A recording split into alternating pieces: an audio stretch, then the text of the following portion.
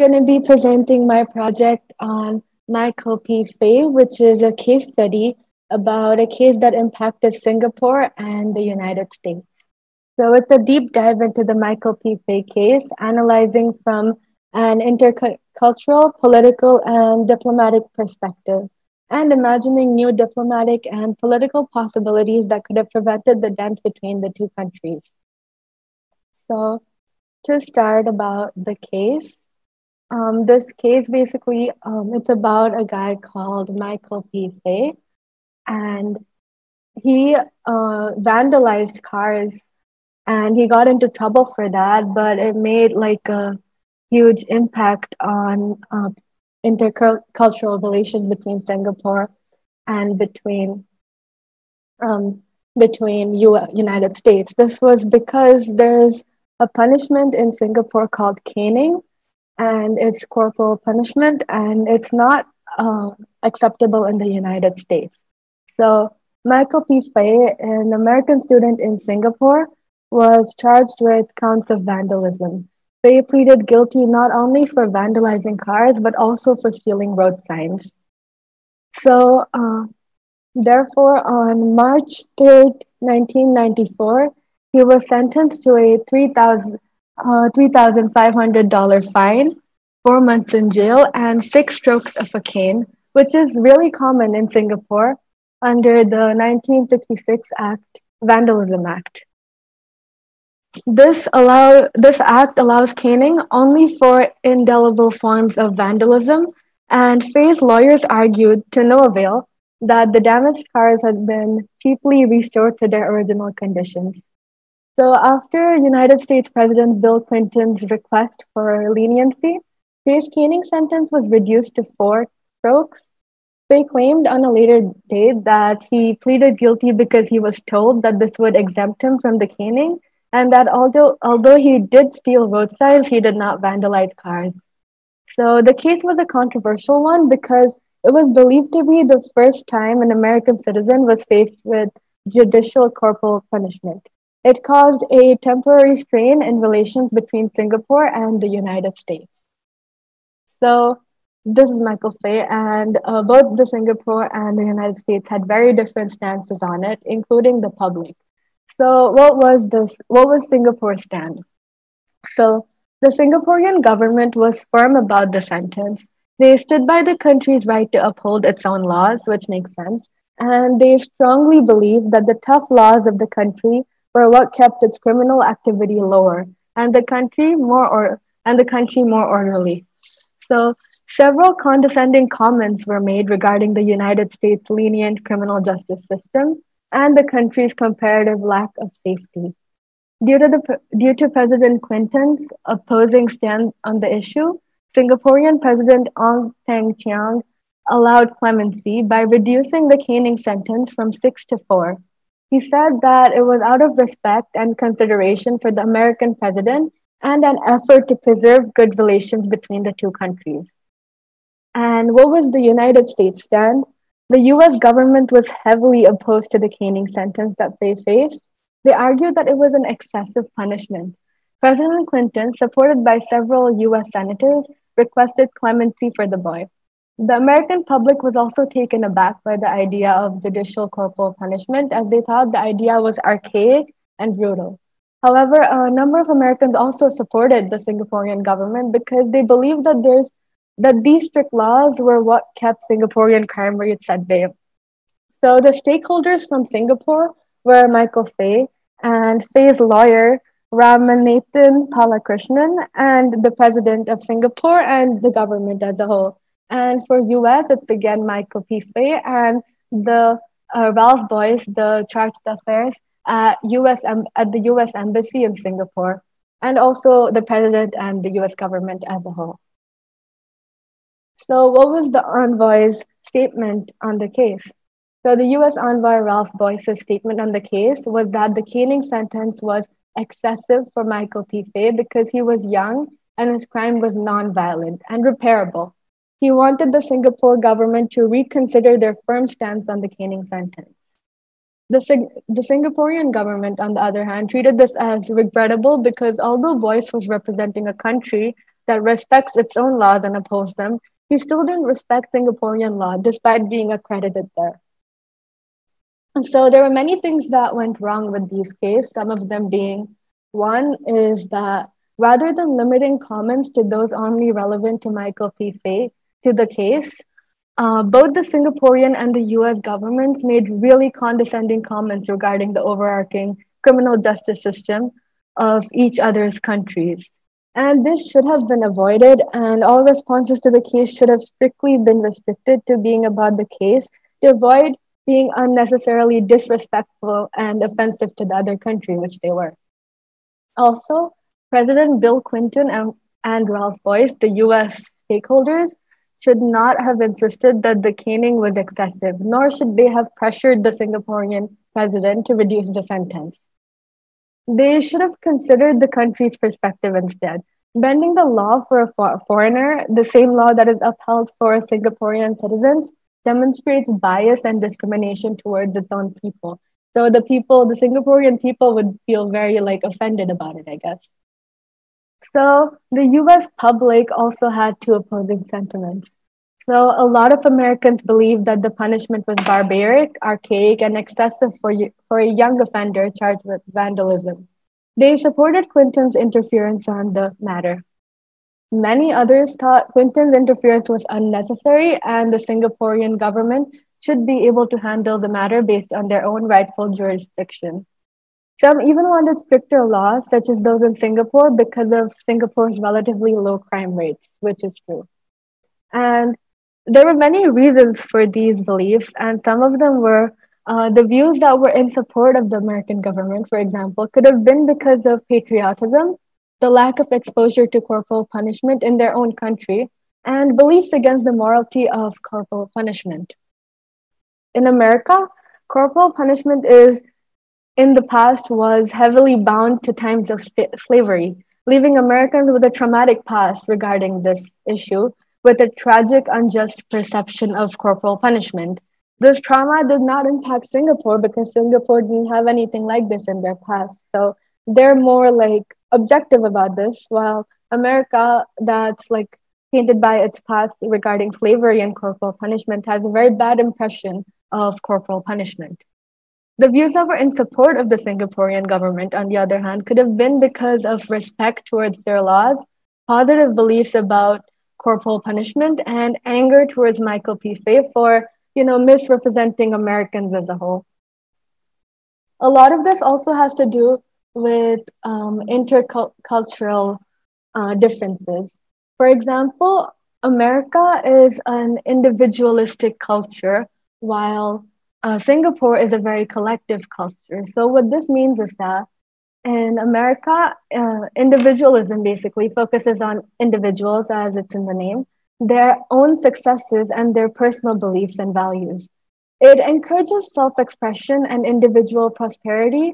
An extremely individualist culture can cause many people to be left behind and can be a bit selfish, but basically America is an individualistic culture. So every person is valued equally. And when one person is in trouble, like in Singapore, Americans, due to their culture as an individualistic country, they're very offended and they're very willing to be offended for him and very willing to defend him in the situation. While in Singapore, which is a collective culture, collectivism focuses on a group of people, their group successes, and their beliefs and values as a group. Although it looks towards the success of a group of people and is selfless, an extremely collectivist culture can be oppressive towards different beliefs, values, and goals. It can hinder diversity. That's a bit about collective culture, and in Singapore, this affected the case because they didn't make an exception for Michael Fay. They didn't consider that he was a foreigner, as though they thought he's living here, so he should be punished in our way.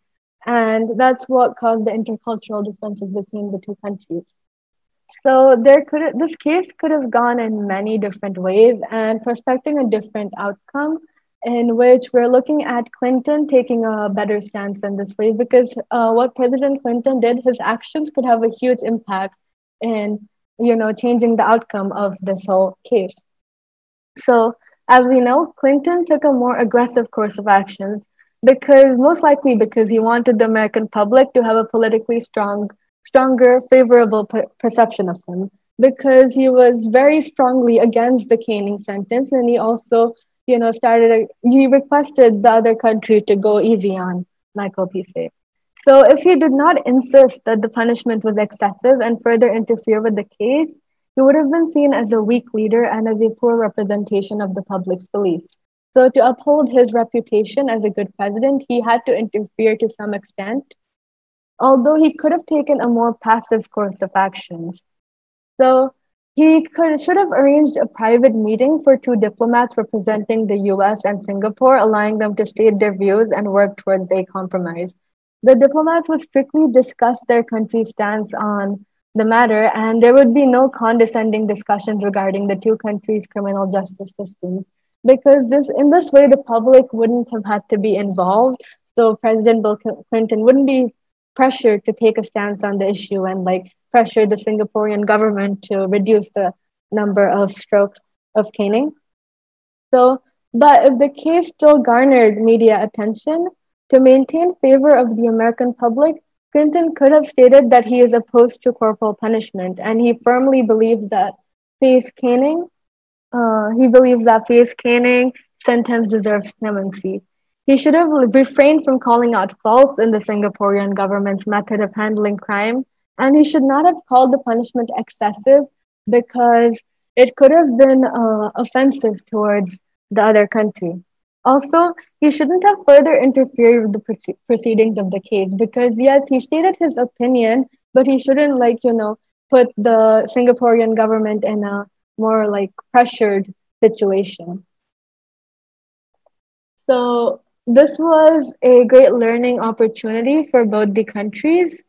So, one thing that's really important to remember from this is that diplomatic matters should be handled in private because this way, none of the countries have to feel pressured to, make excessive decisions because of their the public view and to maintain their reputation, a certain reputation that they would like to maintain. It allows better chances for communication and better chances for compromise between countries because it's more difficult to compromise when there's media attention on it because a lot of times, like it would have done for Bill Clinton, it would have made him seem weak as a president and made it seem like he's not, fighting for the American cause.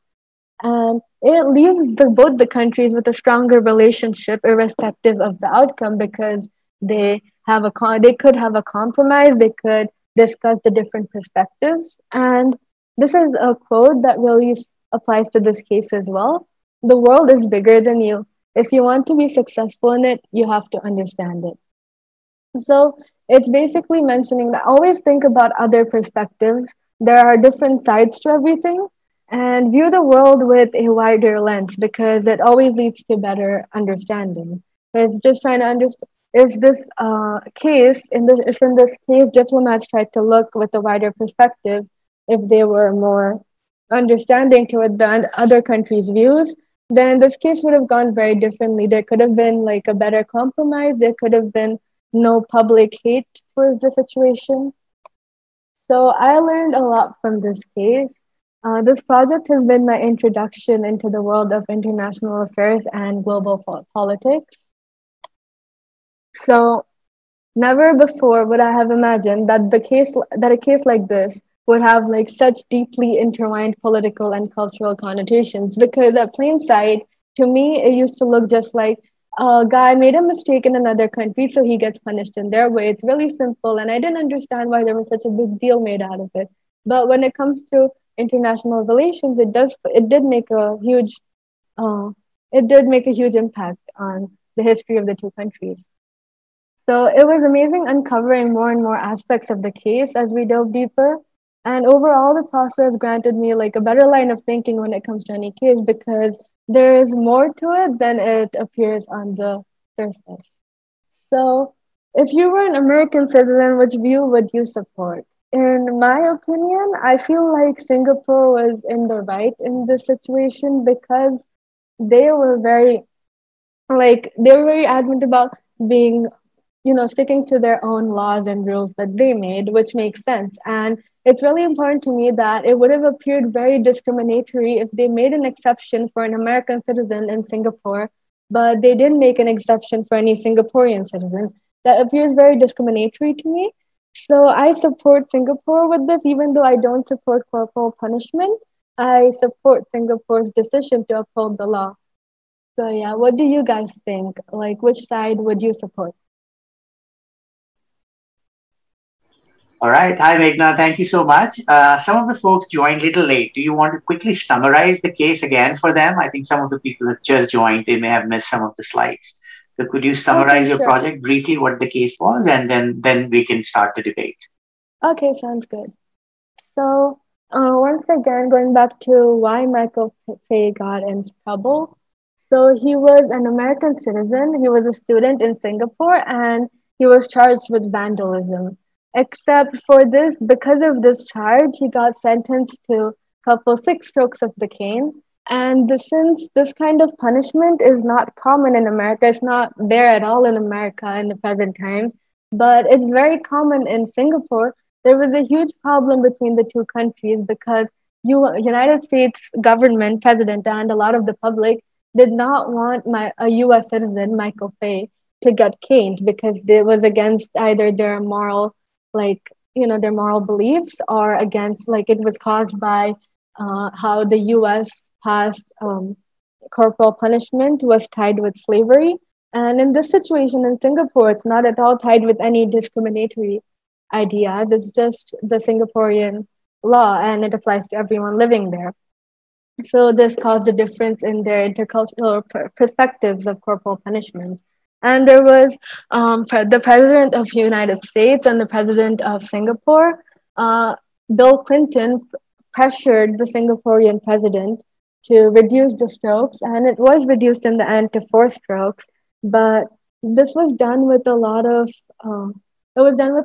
arguments, like insults to the other country. By, for example, the United States government, members of it said that the Singaporean government's punishment law was very brutal and it was archaic and barbaric. And on the other hand, the Singaporean government claimed that US crimes are so high, we barely have any crime over here. So it must be because you're going lax in with your elite criminal justice system. So they had a huge problem with that case. And in the end, Michael P. Fay did get the caning sentence did get reduced, but it left a dent in the relationship between the two countries because of different beliefs. So yeah. So again, if you were an American citizen, which view would you support? Meghna, let me start by saying that was a great presentation that you put together. And I am obviously of your opinion. I certainly think, when in Rome, do as the Romans do. But it's interesting to see some responses pop up. And so I'm going to let them start. Ayushi, you've written that, you support America. And we'd love to hear your views. Ayushi, do you want to jump in?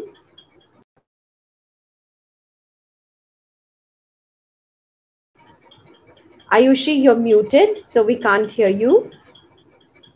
But would you like to give your opinion?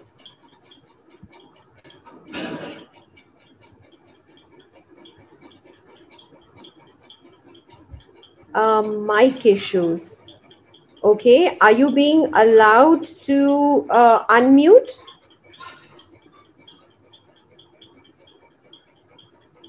Okay, now you should be able to unmute yourself.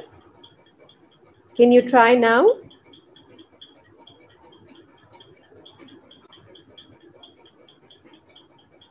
Our microphone of her phone is damaged, so she's not able to speak.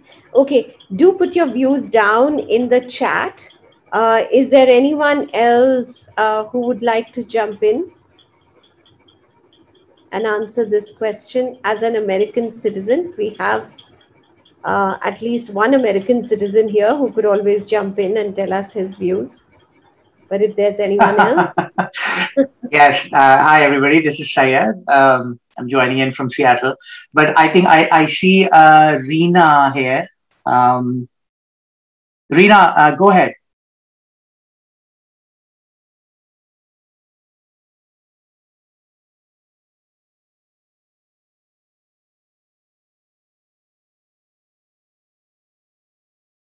Reena, if you're able to unmute your microphone, please go ahead, and we would love to hear from you.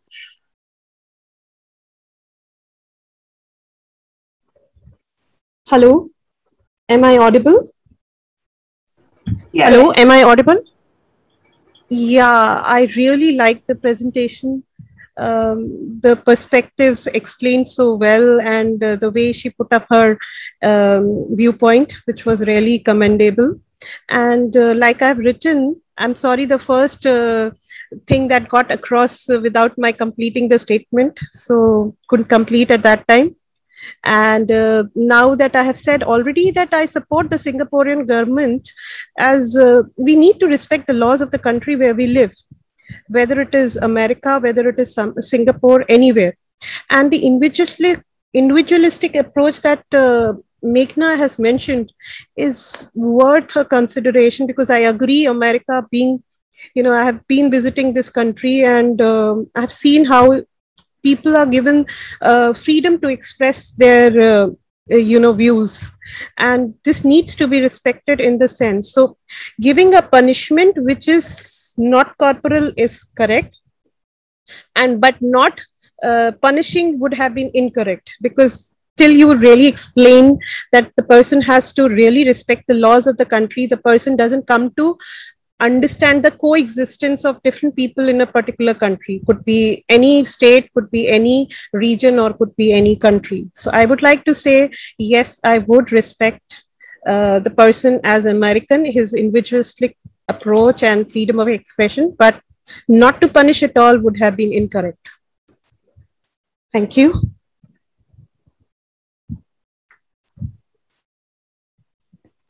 Yeah, thanks, Reena. That really does make sense. I think when you go into a new place, you decide to live by those laws, and that is indeed the way it should be.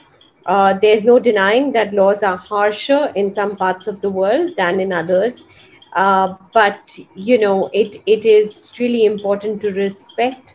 And really, when in Rome, do as the Romans do is just so apt over here, because you respect the law of the land that you're in. But I do realize that there are some opposing views, and it is because you have a right to protect your citizens wherever they are in the world. But what is the written law? When you enter a new country, you sign off on certain things. You sign off and say that I will abide by the law of this country, unless there's diplomatic immunity. That's a different issue. And yeah, Syed, go ahead. I'd love we'd love your views on it. Or Sunisha, do you have something that you would like to jump in with? Oh, I think Sunisha just lost connection. And Sunisha, are you there?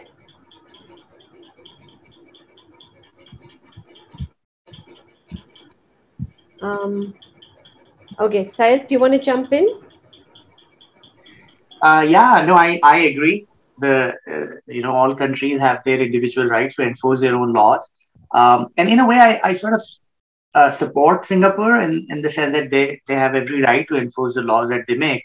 But I think, knowing what I know about US, this idea that, you know, uh, do in Rome what Romans do, it worked, back in the day it worked, but we live in a very connected world these days. So, for example, let's take Taliban. Taliban are a bunch of people, and Taliban was ruling Afghanistan, and they had every right to enforce a law they wanted to, but the whole world was against them, because they were really inhuman. They still are, but when they were the government, they were beating up women in public. They were not allowing children to go to school. In some of the African countries, genetic mutilation is a practice, is a very acceptable cultural practice. Women, particularly women, suffer every day. So that argument doesn't really work. It worked, I don't know, back in the day when, we didn't know what's going on in other countries, communication was not happening. So in this case, I think for US to stand up and say, look, Singapore is your business. You are the Singapore government and it's your business. But this thing is not the sole right of this. This has to do with human right. I think US was looking more as a, caning is really a human right issue for the human, for the American psychology. It is not just a punishment. So I think what the difference really here is how do you view a particular punishment? Singapore just viewed it as a punishment, and they, in their own way, assume that if you do this, you will be caned. It's a punishment, and they did not see it as a human rights violation. Um, that is a different, and I think Meghna referred to it. The historical reason for that was that in the US, for example, there was a very um, powerful history of slavery. African American as a community were tortured and brutalized, and caning was one of the things. It happened here. So in an American psychology, caning is not just something that you can do to other humans because they had already gone through that experience. So in their psychology, in their head, it is a brutal thing. It is not something that a human should be allowed to do to other humans. And that, I think, was why US was so opposed to that idea. And I, in a way, agree. I mean, I absolutely agree with the idea that as a government, as a national entity, you have every right to enforce your own laws, make your own laws. But there is a line, as a global community, especially in the age where everything is seen and everything is heard. George Floyd verdict just came out. The man who murdered George Floyd in broad daylight was a police officer. He's going to jail for 2.5 years. Many would argue that he shouldn't go to jail. He should be hanged. I mean, he murdered an innocent person, and his life should be taken. In the US, capital punishment is not very strongly favored. Even, it is very common, at least in my experience, I have met several people who say no matter what, a human should not be allowed to take another human's life, including this man, this horrible man who misused his public trust and authority. He should be punished, and he should be very severely punished, and there could be very severe punishment. But taking somebody's life, it's a very debatable topic. So my view is that while I agree that punishment, there is, as Reena was saying, that there's the punishment should be there. Absolutely, Singapore should have punished the guy, and he was punished. He was fined. He was sent to jail. But caning as a form of punishment is something that is indeed inhuman, and I think it goes against the human spirit. Just like many others, just like what Taliban were doing, just like what goes on in some of the African countries where women are, culturally, not legally, but culturally it's very acceptable. And in India, for example, there were lots of things. Sati, for example, was a very acceptable cultural religious thing, but we got rid of it. But it was there for a very long time. I can only imagine what would have happened if a foreign country would have told India that sati is horrible, get rid of it. India would have resisted, as people would have resisted. So I think societies need their own time. So India did got rid of it, but it got rid at its own pace, at its own time. If the foreign government, and that I think what Singapore was doing when when US commented on the, sort of the punishment in Singapore, which is a sort of a justified punishment according to Singapore, when they commented on it, Singapore really got pissed. Singapore started making statements about America's judicial system. And it is true. I mean, American judicial system is broken in many fundamental ways. We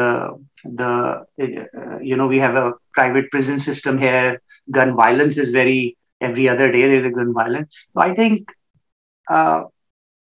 one has to give, countries their own time, but there is always a line. Once that line is crossed, we as a member of a global community will have to jump in. That idea that do in Rome what Romans do, it doesn't matter because it is, I think it's crossing certain human rights limits. And that I think is what happened here. Thanks, Sayed. Yeah, I mean, human rights is one way to look at it. I'm going to let Reena and Sunisha jump in because they have been, texting as well. So, Reena, please go ahead. And once As- Reena is done, I'm so sorry, Reena. Once Reena is done, Meghna, I'd love your response to Syed's comment. Reena, please go ahead. In fact, I'm bringing in a viewpoint which I, as part of the disciplinary committee in my school, I'm a school counselor in Mount St. Mary School, Delhi, Kant, India, and I am part of the disciplinary committee in the school. So often I come across many students and parents when they offend the school's way of presenting certain disciplinary aspect, and when they oppose it. So, there is one, I'm just stating one part of punishment that we give, where it is not corporal, but it helps a person realize that he has done something wrong. Now, in an international background or platform, how it can be done, that is not my consideration, but I'm just saying it for the purpose of letting everybody know. So let's say one student commits a mistake of maybe bullying another student, or a parent saying something outside the premises or inside the premises of the school to any student. And suppose the student is above sixth grade or seventh grade, and he or she is doing something which offends a person's public image or anything, where bullying is also coming into that respect. We ask the person to write an apology letter and come on the stage and say a few words what he feels he has done wrong, and that he is apologizing for not respecting another person. So to my understanding, the person has committed a mistake in not respecting the laws of that country, where, like Suchita was saying and Syed was saying, that we need to respect what the country says and the laws of that country, and we write off certain things when we enter into a different country. And when we enter that community, we need to be treated equally with the other people, and we need to be given that due recognition that as a human being, I exist there and I have a comfortable way of existence like others. That is what is my contention, and punishment needs to take consideration of all these things. Thank you. Thanks, Reena. I think I'll jump to Meghna after this, after just putting in one little statement based on what Syed just said. And it's totally understandable. There are certain, human right violations that certain countries have, been responsible for. And I just feel that when we're talking about Taliban or, similar, we're talking of some completely extreme value systems, sati and Taliban, etc.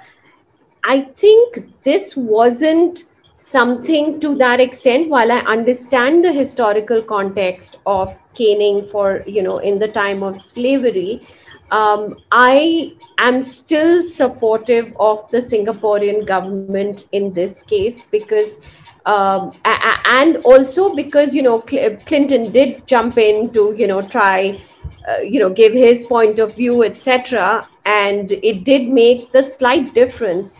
And as a president and as, the caretaker of citizens across the world, it certainly makes sense for Clinton to have jumped in to, speak his bit. But at the same time, I am still with Singapore, and how citizens, when they choose to go to another country, they do need to live up to the laws of the other country, unless they are of some extremist value as Sati or Taliban, etc., which are globally human right violations. Meghna, would you like to jump in and respond to some of Syed's points?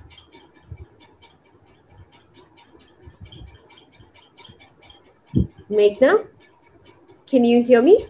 Meghna is unable to unmute herself. Sister, could you unmute her? Um, Yeah, but she should be able to. Okay, I'm sorry. I don't know how this has happened.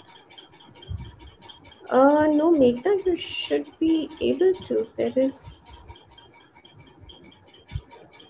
Actually, Okay, yeah, hello. I wasn't okay. able Yeah. to unmute. It Okay. said the host didn't allow participants to unmute. Okay.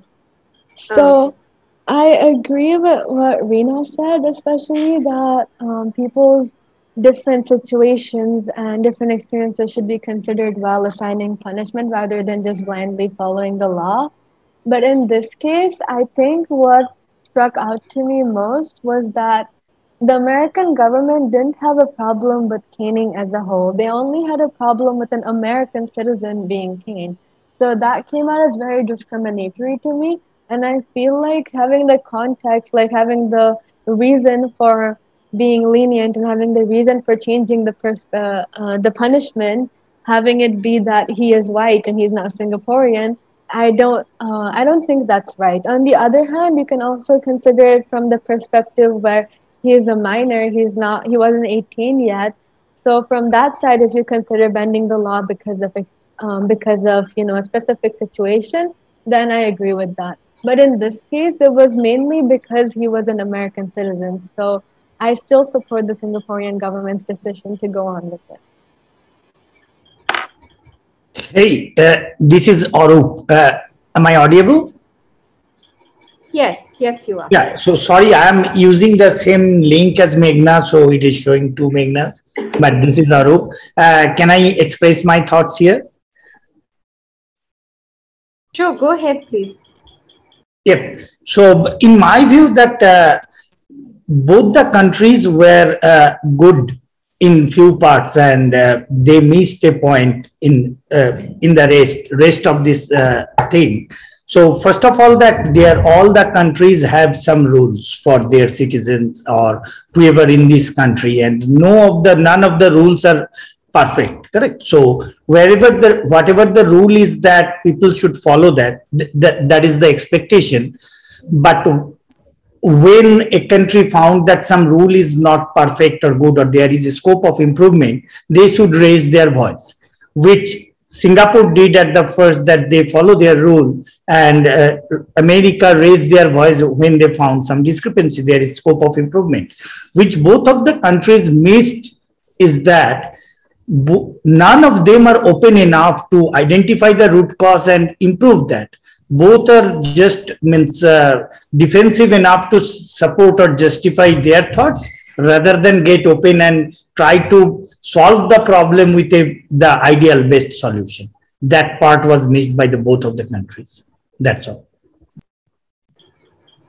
Thanks, Anup. That's actually quite a key point that you made there, because it's absolutely true. They should have looked deeper and gone to the root cause, and perhaps even changed some laws around that. We find people across the world doing things like that, changing constitution, changing certain laws, which may be, as per the changing times required.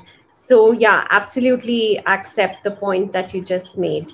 Unmani, I see that you are also for Singapore. Ayushi, I'm a little confused because I think you are pro-America, but at the same time, you are also talking about Singapore with its own lens viewed it a way to teach lessons irrespective of abuse. And I think that sort of ties in with what Anup said, that they did not go to the root cause. I hope I'm right in understanding your response, Ayushi. Syed, do you want to ambiguous? Okay, so Ayushi is ambiguous, and that happens when we're looking at things from different perspectives. That totally happens. Syed, do you want to sum it up? Yeah, no, I totally agree with Meghna. That was a very solid point. That US interfered because its own citizen was involved. US did not interfere because it thought of that matter as a human right issue in its own way completely. But that's the nature of countries, when humans talk to each other. So I can talk to you. If you're my neighbor, I can talk to you about certain things and it will not have any repercussion. But for US to talk to Singapore without its citizen being involved at all, I think it would be harder. So I think US used it as an opportunity to jump on an issue that it would have jumped on anyways. But I think it didn't. It would have. I think if Michael Fay was not an American citizen, I don't think US would have jumped directly. It would have just kept quiet because there was no opening. And I agree. I don't think we are all disagreeing radically from each other. We all agree that, if you're in a certain country, and I've lived in two countries, I've grew up in two countries, I've worked in two countries, studied in two countries, I absolutely buy it. I think what I wanted to give the perspective is that why US, and it was not just some US citizen, it was the president who got involved. It's a big deal. American politics is very complicated. American presidents do not normally speak. It's a policy decision everywhere, I think, but very much so in the US. For president to speak on something or not to speak on something, it's a huge decision. For Bill Clinton to come out and speak repeatedly. Not only did he speak, but I think he was very soft, considering that he was the U.S. president. He was very popular until that other case happened in his tenure, that Monica Lewinsky case. He really, he lost his trust. But until such time, he was he was pretty well known. He was very popular. He could have come very harshly, but his tone was still pretty soft. I mean, he requested Singapore to, and Singapore did acknowledge it, and Singapore did say, okay, we'll bring it down from 6 to 4. So I think it was, and I think that was the purpose of this project. And Meghna and I, when we were sort of discussing the project, somewhere in the middle, Meghna, correct me if I'm wrong, at some point we were also discussing this idea of caning. And how sophisticatedly it is done. So caning in Singapore, for example, there's a specific kind of cane which is used. And when somebody is going to be caned, a night before, that cane is prepared. So it is soaked in certain, water, in certain oil. It is actually prepared. And then it has a certain width, it has a certain length. And then the person is, it's not that person is just called and caned. A person is sort of put in a certain position, and their pants are pulled down. There is it's a very complicated way of doing it, and that I think goes back, at least in the US, it goes back to the same brutal slavery time. Caning was brutally done. It was an act of brutality. It was done to rip the skin off. It was to teach a lesson. It was to instill fear.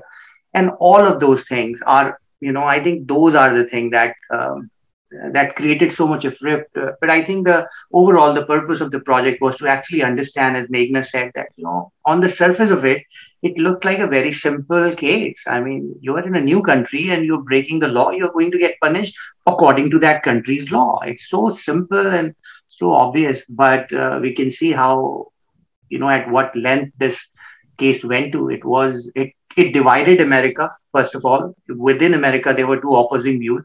Many were saying this guy is an idiot. This Michael Fay guy, he's our citizen and he's misbehaving in another country. He's making us look bad. And absolutely, Singapore is right. We should have the same law, in strict laws. They did not say caning, but they said, no, in America, we should have strict laws. We are too liberal. And on the other hand, we had other people who were saying, no, laws and strict laws and everything is good, but we have to regard human rights. Laws and punishment must not cross human rights. Every human has a right. And I think that's why it was such a complicated case. And I have to say, Meghna did an excellent job. And she navigated so many different things in this case. And I absolutely loved working with you, Meghna. Thank you so much. So that's how I would like to close, unless there are other questions. And Meghna, I would like you to close, say some closing notes, and take some questions if there are any.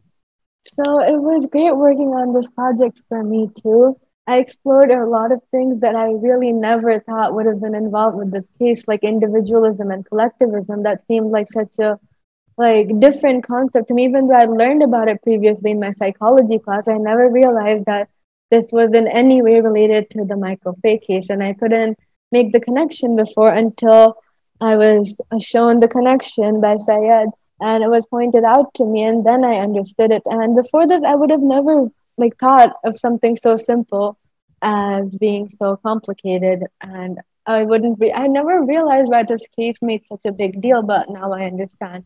So it was really wonderful working on this project, and really opened my mind to realizing that when it comes to politics and international affairs, a lot of things are deeper than they look on the surface. So yeah, thank you all for listening. And it was great working on this project once again.